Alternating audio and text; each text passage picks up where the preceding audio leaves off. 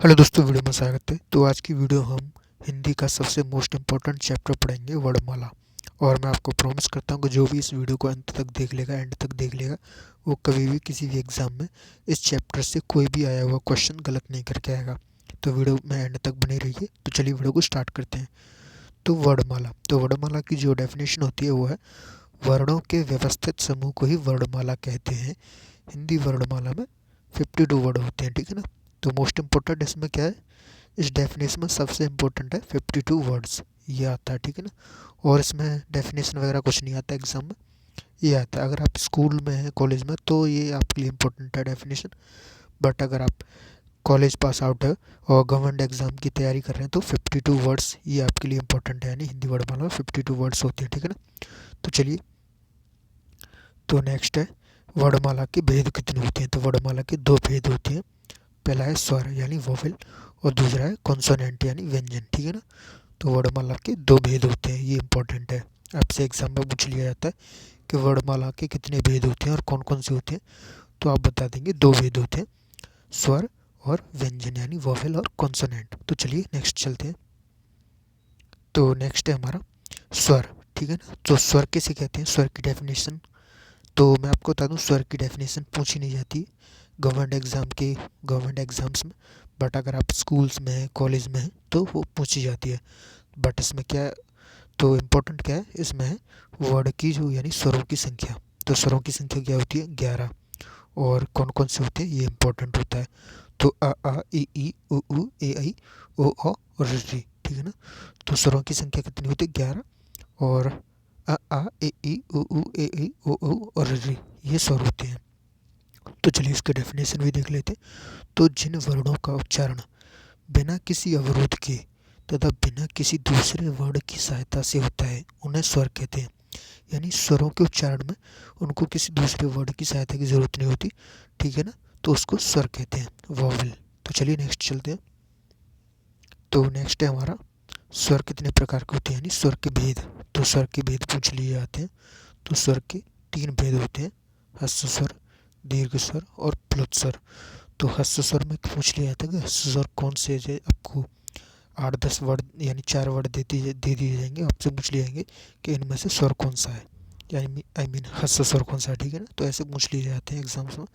तो ह्रस्व स्वर है अ ए उ रे, और दीर्घ स्वर है बड़ा आ, बड़ी ई, बड़ा ऊ, छोटी ए, छोटा बड़ी ए, छोटा ओ और बड़ा ओ, ठीक है ना। और प्लुत स्वर हो गया ओम राम। और मैं आपको बता दूं, आप साथ ही साथ इनका स्क्रीनशॉट लेते जाइए, बहुत ही मोस्ट इम्पॉर्टेंट चैप्टर है। तो चलिए नेक्स्ट चलते हैं। तो नेक्स्ट है हमारा व्यंजन। तो स्वरों की सहायता से बोले जाने वाले वर्ड व्यंजन कहलाते हैं। तो व्यंजन जो होते हैं वो स्वरों की सहायता से बोले जाते हैं, तो उनको व्यंजन कहते हैं। यानी जो वर्ड स्वरों की सहायता से बोले जाते हैं व्यंजन कहलाते हैं। और इनकी संख्या कितनी होती है, 33। तो इसमें क्या मोस्ट इम्पोर्टेंट, इसमें क्या है, तो 33 यानी 33 इसमें मोस्ट इम्पोर्टेंट है। ये पूछा जाता है कि व्यंजनों की संख्या कितनी होती है, ठीक है ना। तो चलिए नेक्स्ट चलते हैं। तो सबसे मोस्ट इम्पोर्टेंट है ये इस चैप्टर में, ठीक है ना, उच्चारण के आधार पर व्यंजन। ये काफ़ी एग्जाम यानी हर एग्जाम में पूछा जाता है, जिसमें जिस भी एग्जाम में हिंदी है उसमें ये ज़रूर पूछा जाता है। मोस्ट रिपीटेड और मोस्ट इम्पोर्टेंट है ये टॉपिक, ठीक है ना, उच्चारण के आधार पर व्यंजन। तो आप कहोगे आप ये इसे याद कैसे करें। तो आपको क्या करना है, पहले ये जो आपको 5 दिख रहे हैं ना, इनको याद करना है। तो इनको शॉर्ट ट्रिक कैसे, तो आपको याद करना है कंठ, तालु, मूर्धा, दंत, ओष्ठ। ये लिख रहे हैं ना, वैसे नहीं याद करने आपको, मैं जो बोल रहा हूँ वैसे याद करना है। तो कैसे, कंठ, तालु, मूर्धा, दंत, ओष्ठ। तो जैसे ये 5 याद कर लिया आपने, कंठ, तालु, मूर्धा, दंत, ओष्ठ। तो अब आपको क्या करना है, इन पांचों के जो पहला पहला वर्ड है ना वो याद करना है। जैसे क, च, ट, त, प, ये पहले पहले वर्ड है ना, तो आपको ये याद करना है। जैसे क, च, ट, त, प, ठीक है ना। जैसे ही आप इनको याद कर लोगे ना, तो जैसे आपको कोई पूछेगा कि कंठ व्यंजन का दूसरा वर्ड कौन सा है, तो आपको पता है कि पहला वर्ड है क, तो क के आगे क्या आता है, ख, ठीक है ना। और ख के आगे क्या आता है, ग। जैसे क, ख, ग, घ, ण। तालु का च, तो आपको पता है पहला वर्ड है च, तो दूसरा च के आगे क्या आता है, च, छ, ज, झ, ण। और सही और जोड़ दो उसमें पीछे, ठीक है ना। ऐसे ही आप करके ये आपको याद कर लेना, ठीक है ना। तो मोस्ट इम्पॉर्टेंट है ये टॉपिक, मोस्ट रिपीटेड भी है, हर एग्ज़ाम में पूछा जाता है, इसमें से काफ़ी क्वेश्चंस आते हैं।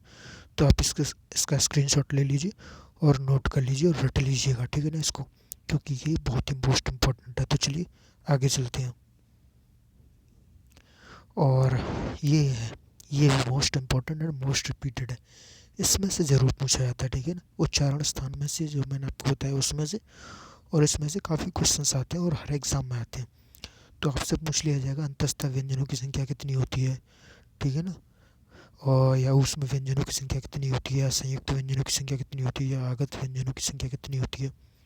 अगर संख्या नहीं पूछेगा तो ये आपको 4 ऑप्शंस दे देगा, और आपसे पूछ लेगा कि अंतस्थ व्यंजन इसमें से कौन सा है, या उसमें व्यंजन इसमें से कौन सा है, या संयुक्त व्यंजन इसमें से कौन सा है, ठीक है ना।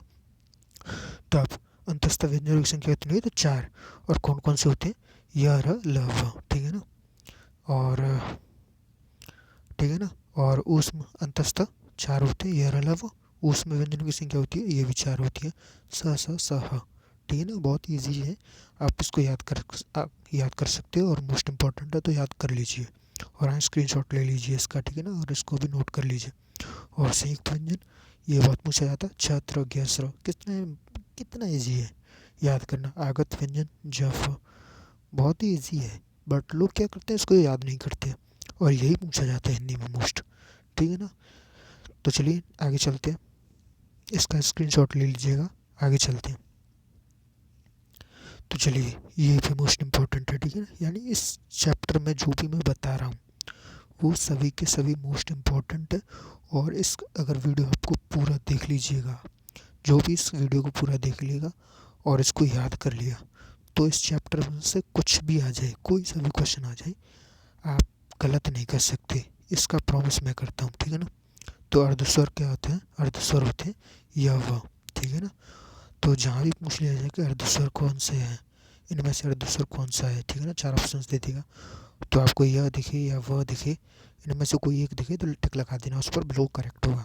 दूसरा है लुंठित या प्रकम्पित व्यंजन, ठीक है ना, तो र लगा देना, आपको र जहाँ दिख जाए इसमें लगा देना। पार्श्विक व्यंजन होता है ल, ठीक है ना। नासिक के व्यंजन बहुत ईजी है, आपको पता है, जो नाक से बोले जाते हैं, यानी न न न न म, ठीक है ना, नासिक क्या हो जाएगा ये। और स्वर यंत्रीय व्यंजन, हाँ एक है, तो बहुत ही ईजी है, तो इसको भी लगा देते, तो इसको रट लीजिए, ठीक है ना। इसका भी स्क्रीनशॉट ले लीजिए। तो चलिए नेक्स्ट यानी आगे बढ़ते हैं।